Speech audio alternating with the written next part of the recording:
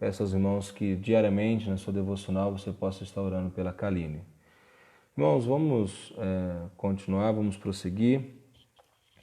Eu quero convidar os irmãos, hoje nessa manhã nós vamos meditar, dando continuidade ao estudo, no Evangelho de Mateus, capítulo 5. Aí no Evangelho de Mateus, capítulo 5, nós temos o Sermão do Monte, que vai do capítulo 5 até o término do capítulo 7. Os irmãos já têm ciência disso. E dentro do Sermão do Monte, Jesus traz as bem-aventuranças. Nós temos estudado as bem-aventuranças. E hoje nós chegamos ao versículo 7, um versículo na qual traz o ensino grandiosíssimo do Senhor Jesus.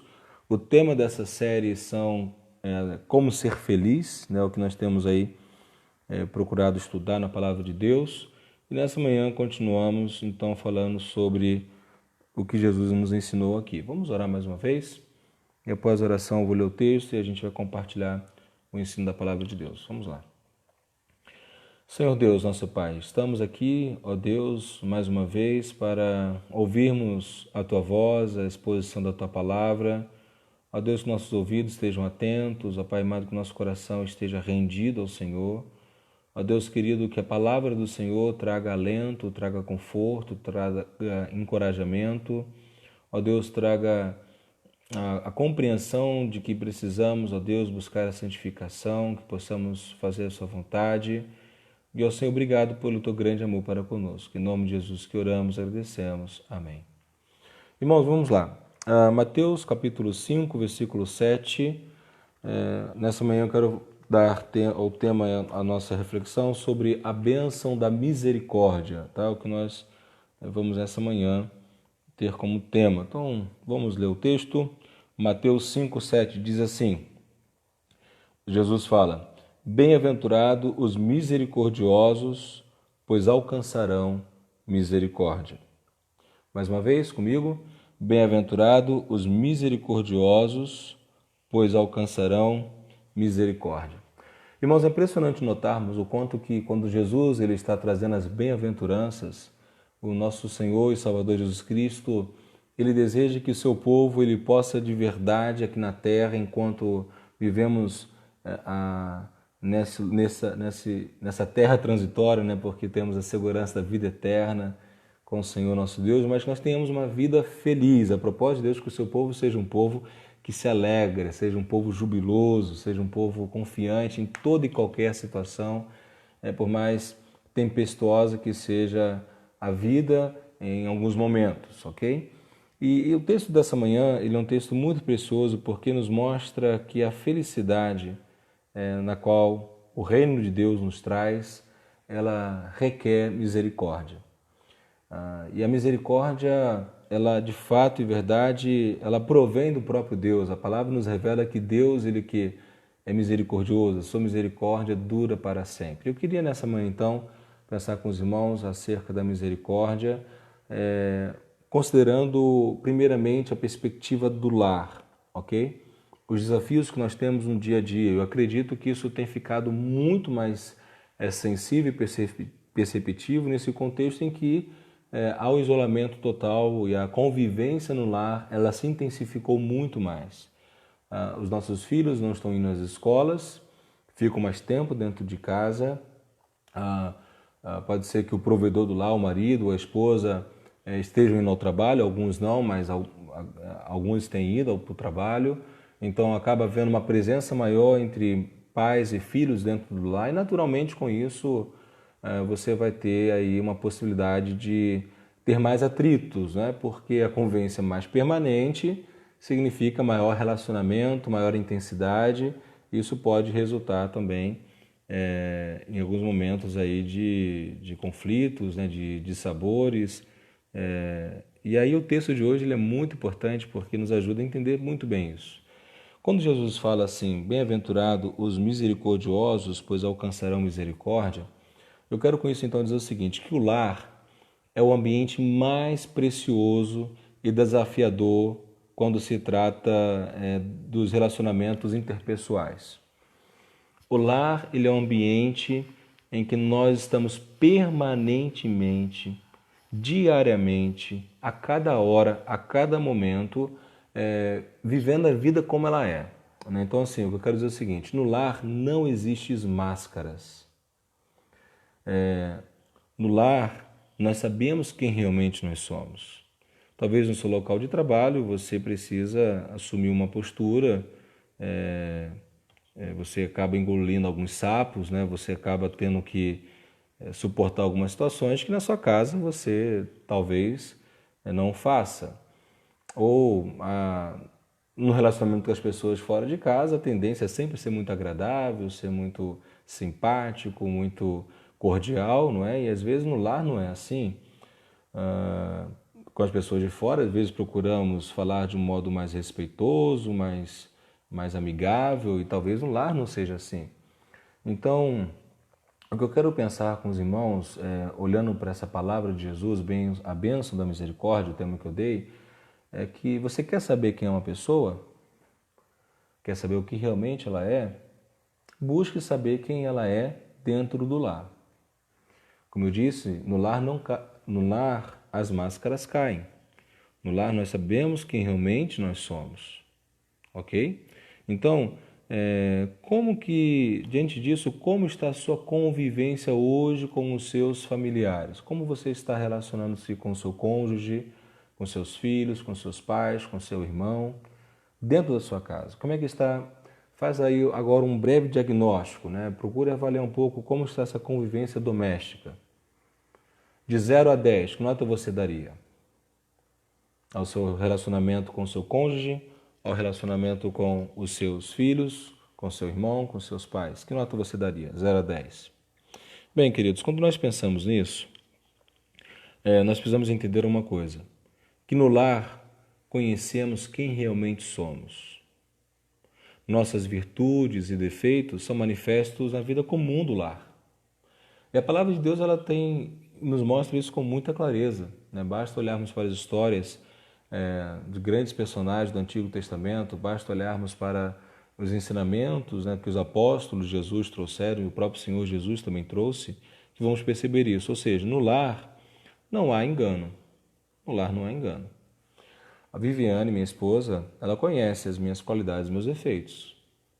Não é? Eu conheço as dela, as minhas filhas conhecem os meus, eu conheço das minhas filhas. Nós nos conhecemos intimamente no lar. Né? Então, é muito importante nós termos a clara compreensão disso, de modo que percebamos uma coisa inegável. Todos nós somos pessoas imperfeitas, e convivemos com pessoas imperfeitas. Nenhum de nós podemos nos colocar numa posição de impecabilidade, não é? De perfeição, eu alcancei um estágio de maturidade, eu vou usar uma linguagem atual que as pessoas usam muito, né? Embora eu não gosto de usar essa palavra, mas mais evoluídas, né? Pessoas que evoluíram mais. Mas o fato é que é o seguinte, uma vez que todos nós somos pessoas imperfeitas e convivemos com pessoas imperfeitas, essa nossa imperfeição, ela é inegável dentro da vida familiar. Todos os que participam têm plena consciência disso. Então a questão é a seguinte: como podemos ser felizes mesmo sendo pecadores? Como que você pode ter um casamento harmonioso, pacífico, mesmo sendo um pecador? Mesmo lidando com o seu pecado e o pecado do seu cônjuge? Como que a sua vida no lar pode ser um relacionamento harmonioso, gracioso, respeitoso, mesmo sabendo que o outro é imperfeito e você é imperfeito? Como, então, podemos evitar que o nosso lar se torne um inferno, não é?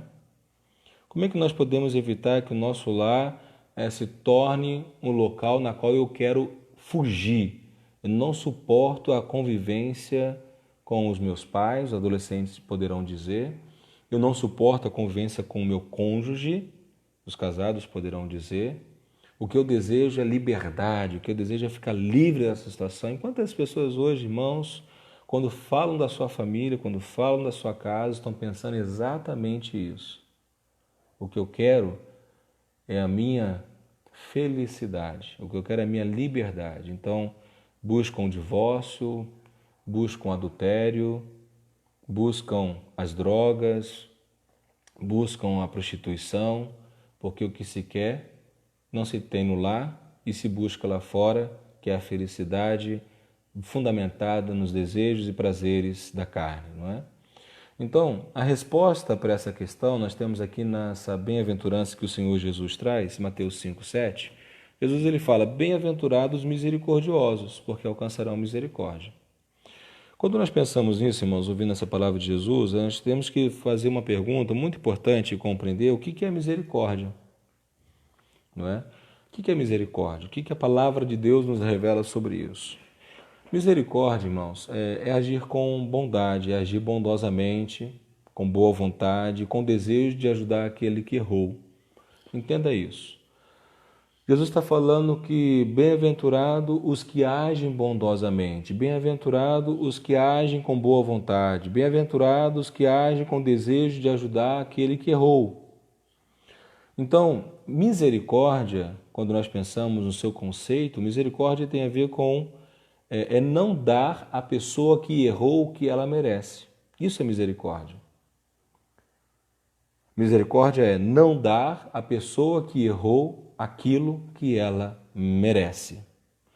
E é impressionante notarmos que a palavra de Deus nos revela o caráter de Deus, a Bíblia nos mostra que Deus ele é misericordioso para conosco. Um teólogo batista do século XIX, o nome dele August Strong, ele vai dizer o conceito de misericórdia, ele diz o seguinte: misericórdia é o princípio eterno da natureza de Deus que o leva a buscar o bem temporal e a salvação eterna dos que se opuseram à vontade dele, mesmo a custo do sacrifício próprio. Olha que conceituação espetacular, irmãos. Misericórdia é o princípio eterno da natureza de Deus que o leva a buscar o bem temporal e a salvação eterna dos que se opuseram à vontade dele, mesmo a custo do sacrifício próprio. Strong ele define dessa forma. O Armin Gruen, um teólogo batista contemporâneo, ele vai dizer o seguinte: a misericórdia de Deus é a bondade divina para com os angustiados e aflitos. Uma definição, um conceito muito precioso. O que é misericórdia? É a bondade de Deus para com aqueles que estão angustiados e aflitos. Martyn Lloyd-Jones, um grande teólogo do século XX, um homem com profundo conhecimento da palavra de Deus, um grande expositor bíblico, ele vai dizer o seguinte: a misericórdia é especialmente associada aos homens em sua miséria. Olha, irmãos, olha o que é misericórdia. Misericórdia é especialmente associada aos homens em sua miséria. Irmãos, vamos parar e pensar um pouquinho. O que Jesus está falando? Bem-aventurados os misericordiosos. Mais do que felizes são os misericordiosos. Mais do que felizes são aqueles que agem com misericórdia diante a miserabilidade do outro. O que eu disse lá no início, mostrando a conceituação de misericórdia, eu disse que misericórdia é não dar à pessoa que errou o que ela merece. E aí então nós temos um outro conceito que eu acho muito bacana, do Dave Harvey. Ele vai dizer o seguinte: a misericórdia explica como um Deus santo e amoroso pode se relacionar com pecadores sem comprometer o que ele mesmo é. Olha que fantástico isso. A Bíblia nos revela que Deus é santo, a Bíblia nos revela que Deus ele não compactua com o pecado, com o erro. A Bíblia nos mostra que Deus ele age com justiça, ele age e derrama a sua ira contra o pecado, o pecador não arrependido. Aqui então nós temos que a misericórdia explica como um Deus santo e amoroso pode relacionar-se com pecadores sem comprometer o que ele mesmo é. Quantos dos irmãos aqui já leram o Salmo 136? O Salmo 136 ele é belíssimo, é um dos salmos mais bonitos da palavra de Deus. Ao longo de todo o Salmo 136, o salmista ele conclui falando: "E a misericórdia do Senhor dura para sempre." Porque a misericórdia do Senhor, porque a sua misericórdia dura para sempre. Irmãos, vamos parar e pensar um pouco nisso, sobre o contexto do lar. O quanto que nós precisamos perceber que a Bíblia nos revela que Deus é um Deus misericordioso. A Bíblia nos revela que Deus, por sua misericórdia, Ele não nos dá o que nós merecemos. O que nós merecemos é a ira vindoura, o que nós merecemos é o castigo de Deus, o que nós merecemos é a condenação eterna, o que nós merecemos é o inferno, o que nós merecemos é sermos lançados num lago de fogo e enxofre. Mas por que Deus não faz isso? Porque Ele é um Deus misericordioso que não nos deu o que nós merecíamos. E esse Deus é um Deus justo, e então na obra de Cristo Jesus, a ira que Ele derramaria sobre pecadores, Ele derrama sobre Jesus, e Jesus ali então, Ele expia o pecado de seu povo. Olha como é importante compreendermos isso. Deus, primeiramente, Ele é misericordioso comigo, que pecador sou. Deus, Ele age com misericórdia para conosco. Então Jesus fala: "Bem-aventurados os misericordiosos, porque alcançarão misericórdia." Então, vamos parar e pensar um pouco aqui agora, quando nós vimos o que é misericórdia, mostrando o caráter de Deus, um Deus misericordioso para conosco. Vamos observar que misericórdia é um atributo que Deus compartilhou conosco. Nós fomos criados em imagem e semelhança de Deus. Nós fomos criados para espelharmos a glória de Deus nessa terra. Nós fomos criados para tudo quanto fizermos, Deus seja glorificado e seja exaltado. Agora, então, quando nós fomos regenerados em Cristo Jesus, alcançados pela graça salvadora, qual é o propósito de Deus? O propósito de Deus é que, assim como Ele agiu com misericórdia conosco, possamos também agir com misericórdia com as pessoas. É interessante observar que Jesus ele fala: "Sede misericordiosos, como também misericordioso é vosso Pai", lá em Lucas 6,36. Então, o que eu quero que nós entendamos agora é que Deus convoca-nos a sermos misericordiosos uns com os outros. Quando Deus determina que sejamos misericordiosos uns com os outros, irmãos, Ele só manda seguirmos o exemplo dEle. Quando Deus ele fala que nós precisamos aprender a ser misericordiosos com o nosso cônjuge, com nossos filhos, com nossos pais, com os nossos parentes, com as pessoas com as quais convivemos, o que Deus está requerendo de nós é aquilo que Ele já fez por nós em Cristo Jesus. Então Deus ele é misericordioso para conosco e nos capacita a sermos misericordiosos uns com os outros. Você precisa entender isso. Misericórdia é não dar o que o outro merece. Então, Deus não nos dá o que nós merecemos em condição de queda e pecado, mas Ele nos deu o quê? Aí é a graça, Ele nos deu o que nós não merecíamos, a salvação. Então, o que Deus pede de nós é não dê à pessoa que errou com você aquilo que ela merece. Nós somos misericordiosos quando o nosso senso de justiça faz concluir corretamente que a pessoa errou. Sim, ela errou. O meu cônjuge me ofendeu com aquela palavra. O meu filho me ofendeu com aquilo que ele fez. O meu pai me ofendeu com a maneira como ele agiu. Nós não estamos aqui eximindo ninguém da sua responsabilidade pelos atos pecaminosos cometidos. Ao contrário, estamos aqui afirmando que, mediante a constatação de um erro, de um pecado, de uma ofensa, há uma atitude miserável, uma atitude repugnante, mediante ao erro que o outro intencionalmente comete contra nós, nós agimos o quê? Com misericórdia. Mesmo sabendo que essa pessoa é sujeita a repreenda, é sujeita à punição, é sujeita à condenação, mas eu não a condeno.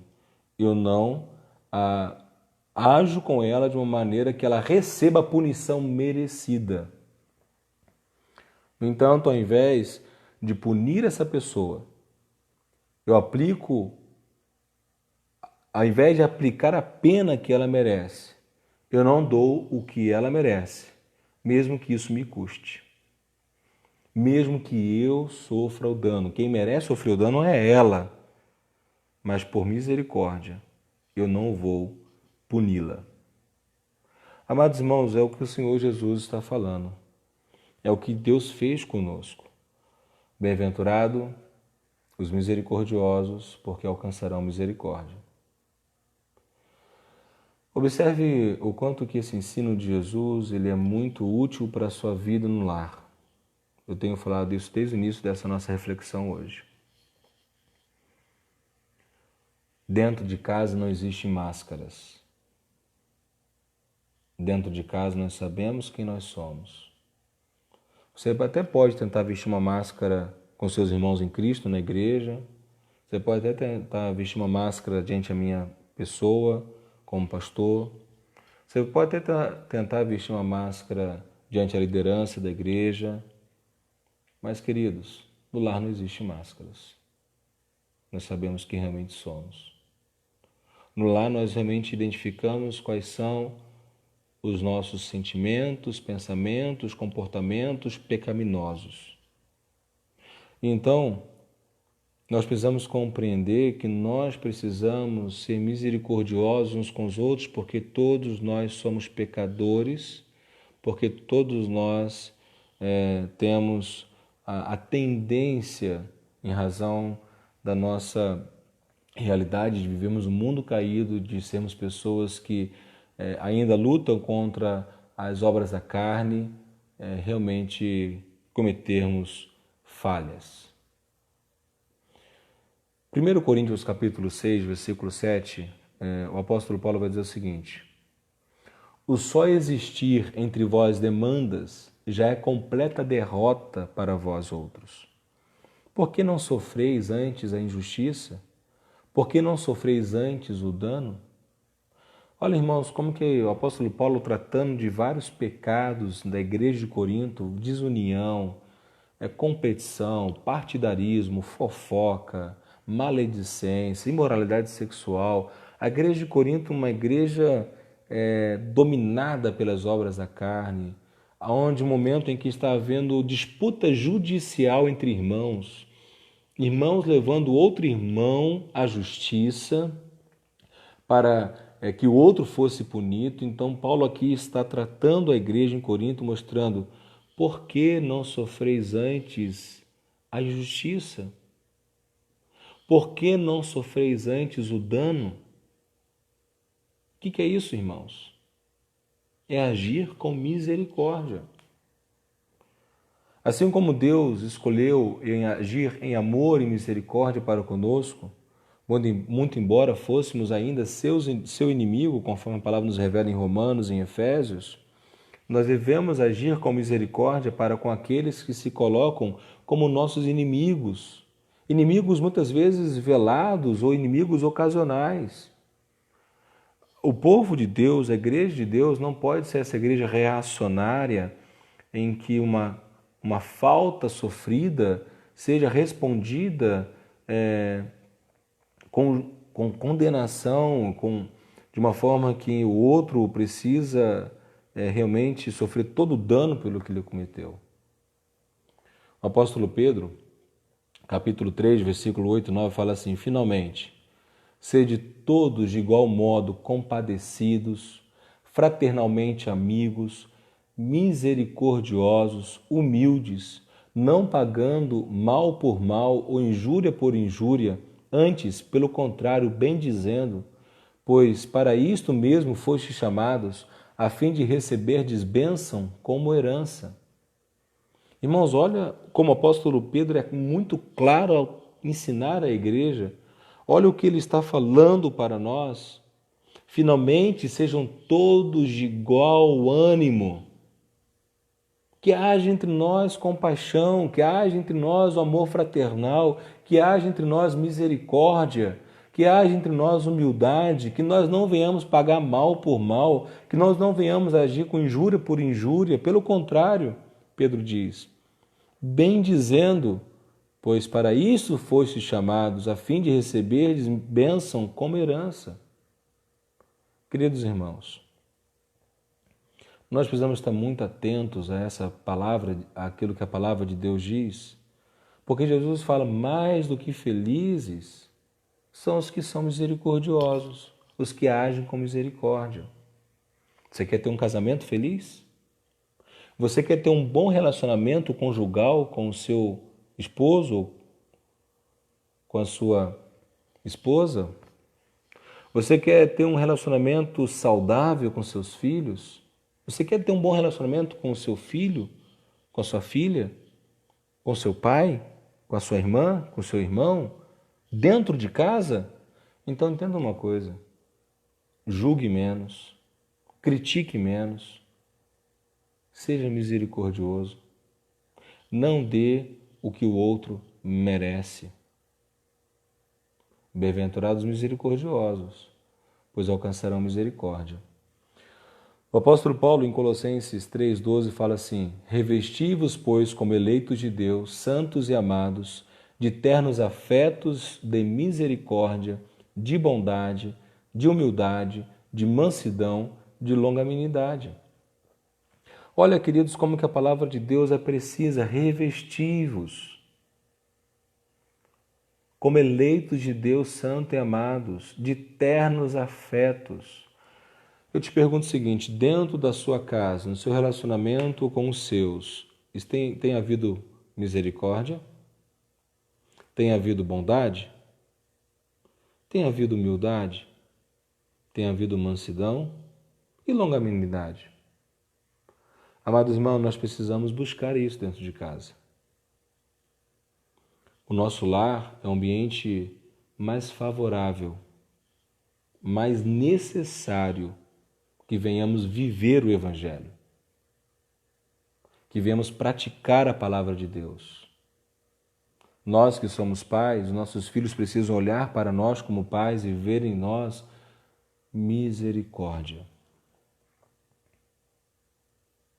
Preciso olhar para o pai e ver: meu pai é misericordioso com a minha mãe. Preciso olhar para a mãe e ver: minha mãe é misericordiosa para com meu pai. Preciso os filhos olhar e ver: meu pai é misericordioso, minha mãe é misericordiosa para comigo. Será que a misericórdia é uma realidade que você vive dentro do seu lar? Ou o seu lar virou um inferno? Ou o seu lar virou um campo de guerra, aonde o que os seus filhos veem é briga, discussão, bate-boca, ofensas, palavras malditas? O que seus filhos estão vendo em vocês como pais?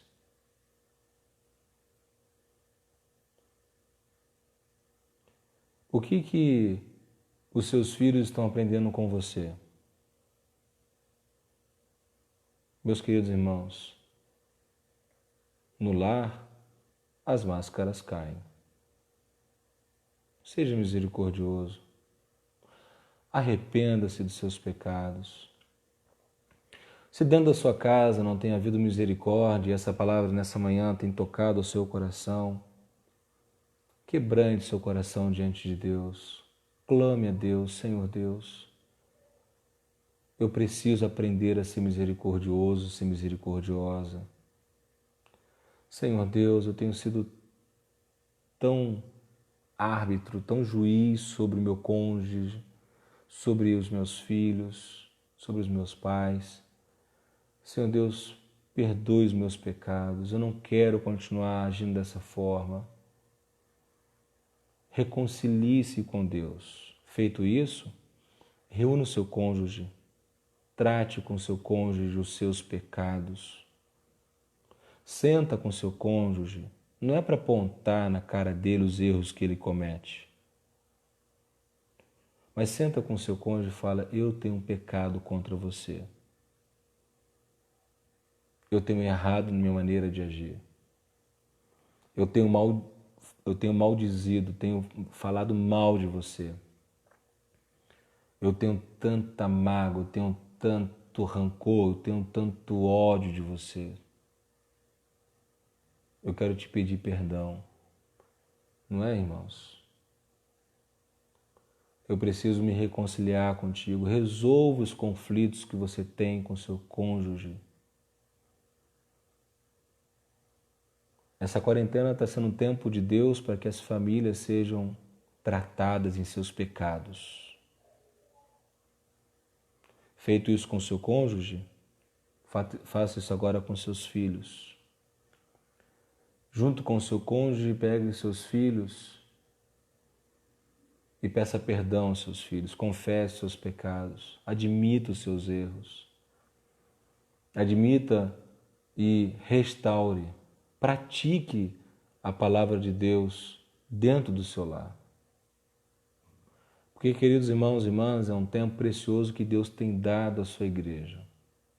É um tempo de juízo de Deus. É um tempo de tratamento de Deus. Nós nunca antes em nossa história vivemos uma realidade como essa. Não desperdice essa oportunidade. Eu quero convocar aos homens. Homens, assumam a liderança espiritual de sua casa. Seja você, homem, exemplo na condução do seu lar segundo a palavra de Deus. Mulheres, se teu marido não é exemplo, se teu marido não está fazendo isso, não o critique por isso.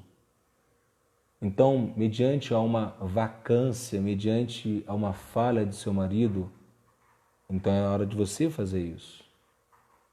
Não espere do seu cônjuge, do seu marido, no caso, que a liderança espiritual do lar é do marido, mas se o homem falha, a mulher precisa assumir a liderança espiritual de uma forma transitória, até que o marido esteja pronto para tratado, dar continuidade.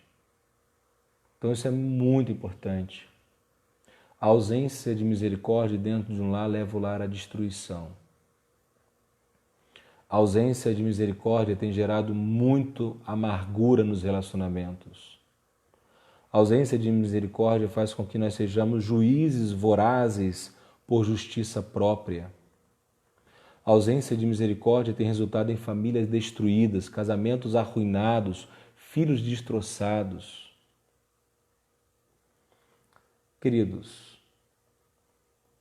a falta de misericórdia significa falta de perdão. A falta de perdão no lar é reflexo da falta de misericórdia no lar. A falta de paz no lar é reflexo da falta de misericórdia. A falta de alegria no lar é reflexo da falta de misericórdia. Como nós precisamos compreender isso? Como nós precisamos mudar a nossa forma de pensar, de sentir e agir? Como eu já disse e tenho falado, no lar as máscaras caem. Realmente conhecemos quem é a pessoa quando nós olhamos para ela dentro do lar. Como é o relacionamento conjugal, como é o relacionamento entre pais e filhos. E uma vez que todos nós somos imperfeitos, todos nós necessitamos de misericórdia. O pai, o marido, a mãe, a esposa, os filhos e os irmãos, todos nós somos imperfeitos. Então todos nós precisamos agir com misericórdia dentro do lar. Quando nós vivemos misericórdia dentro do lar, quando nós pais ensinamos nossos filhos a serem misericordiosos, porque eles veem em nós atitudes misericordiosas, nós estamos treinando os nossos filhos para serem misericordiosos fora do lar. E então, nós como crentes em Jesus Cristo, aprendemos a praticar misericórdia dentro da igreja, com os nossos irmãos em Cristo. Aí nós temos uma família mais ampla. Tudo principia no lar, mas agora isso vai se desenvolvendo e vai alcançando os nossos irmãos em Cristo, e como irmãos em Cristo aprendemos a agir misericordiosamente uns com os outros. Na igreja de Jesus Cristo, também todos são imperfeitos. Todos nós somos pecadores. E nós precisamos aprender a agir com misericórdia uns com os outros, como membros de uma mesma igreja. Será que eu não tenho sido juiz de meu irmão? Será que eu não tenho sido aquele que está buscando condenar o meu irmão? Será que eu não tenho agido com misericórdia? Queridos, nós precisamos aprender a ser misericordiosos uns com os outros. Nós precisamos aprender como igreja de Deus, como povo de Deus, a agirmos com misericórdia. Precisamos compreender que o lugar da misericórdia para o lar. Precisamos compreender o lugar da misericórdia para o casamento. Precisamos aprender o lugar da misericórdia para a educação dos filhos. Precisamos aprender o lugar da misericórdia para o relacionamento entre pais e filhos. Nós precisamos aprender a praticar a misericórdia. No lar, na igreja, com os nossos familiares, segundo aquilo que a palavra de Deus nos diz, com as pessoas também com as quais nos relacionamos em nossos locais de trabalho. E aí isso se constitui um testemunho cristão. Isso se estabelece como a demonstração da transformação que o Evangelho de Deus traz à nossa vida. E quem é discípulo de Jesus e vive esses ensinamentos do Senhor, que pratica a palavra do Senhor, ele será instrumento de Deus para atrair pecadores perdidos ao Evangelho de Jesus. Harvey, ele explica: a misericórdia não muda a necessidade de falarmos a verdade. Ela transforma a nossa motivação, que deixa de ser o desejo de vencer batalhas e passa a ser o desejo de representar Cristo. Ela me tira do centro e coloca Cristo no centro. Isso exige misericórdia. Entenderam, irmãos, o que Harvey diz? Vou ler de novo, preste atenção. A misericórdia não muda a necessidade de falarmos a verdade. Nós sempre temos que falar a verdade. A palavra nos diz que falar a verdade uns aos outros em amor. Fale a verdade de modo que traga edificação àqueles que te ouvem. Então, a misericórdia, ela não muda isso. Nós temos que falar a verdade, mas o que ela transforma é a nossa motivação, que deixa de ser o desejo de vencer batalhas. Já viram tantos casamentos, relacionamentos sendo destruídos porque eu quero ter razão? O que importa é ter razão e eu quero mostrar que eu sou melhor do que você e eu sou mais inteligente, eu tenho argumentos mais fortes e então eu quero vencer essa batalha e casamentos são desfeitos, relacionamento entre pais e filhos são desfeitos. Tão triste isso, irmãos. Então o que acontece? A misericórdia me ensina a deixar o desejo de vencer batalhas para passar a ter o desejo de representar Cristo. A misericórdia me tira do centro e coloca Cristo no centro. Isso exige misericórdia. A misericórdia confronta o pecador envolvido em autocomiseração e protegido pelo orgulho, mostrando-lhe a saída das trevas para a luz. Olha que importante isso. Ela nos tira desse estado de autocomiseração, coitadinho de mim, tadinho de mim, que se protege pelo orgulho tão orgulhoso, tão cheio de si, ou querendo defender-se a si de custe que custar. A misericórdia nos tira das trevas e nos traz para a luz. A misericórdia nos inspira a deixarmos para trás o poder e o domínio do amor próprio, para atingirmos os princípios mais nobres e benevolentes de nossa nova natureza, de nosso novo estado de filiação. O que misericórdia toca acaba se tornando agradável. Como precisamos entender isso, irmãos? Comece a praticar a misericórdia dentro da sua casa que você vai viver isso. O seu lar que era o inferno, o seu lar que era insuportável, o seu marido que era insuportável, sua esposa que era insuportável, seus filhos que eram insuportável, agora agindo com misericórdia, você vai perceber algo novo que vem de Deus. Vai perceber que é agradável estar junto. Devemos passar adiante o que temos recebido de Deus, amor constante, bondade inexplicável, compaixão superabundante. Nós temos que entender, sim, que nós pecamos contra Deus, mas Deus ele agiu com misericórdia para conosco. Portanto, nós somos chamados a fazer o mesmo. Deus te chama a ser misericordioso com os seus, a não dar o que o outro merece, mas agir com misericórdia. Portanto, precisamos praticar a bondade. Romanos 11 fala sobre isso, 11:22. Precisamos lembrar que bondade é fruto do Espírito. Precisamos lembrar que bondade é a expressão do amor bíblico. Precisamos lembrar que bondade se renova a cada manhã, porque as misericórdias de Deus se renovam a cada manhã. Nós precisamos demonstrar misericórdia na hora do conflito, na hora das tensões. Nós precisamos lembrar que o amor cobre multidão de pecados. Precisamos nos lembrar, irmãos, que a palavra de Deus fala lá em 1 Pedro 4:8. Acima de tudo, porém, tende amor intenso uns para com os outros, porque o amor cobre multidão de pecados. Como precisamos entender isso, amor? Irmãos? O amor cobre multidão de pecados. Então, quando os nossos pecados eles são respondidos com misericórdia, nós alcançamos misericórdia da parte de Deus. Nós precisamos entender, irmãos, que precisamos agir com sinceridade, com amor, falando a verdade e sendo misericordiosos. Quando nós agimos com misericórdia,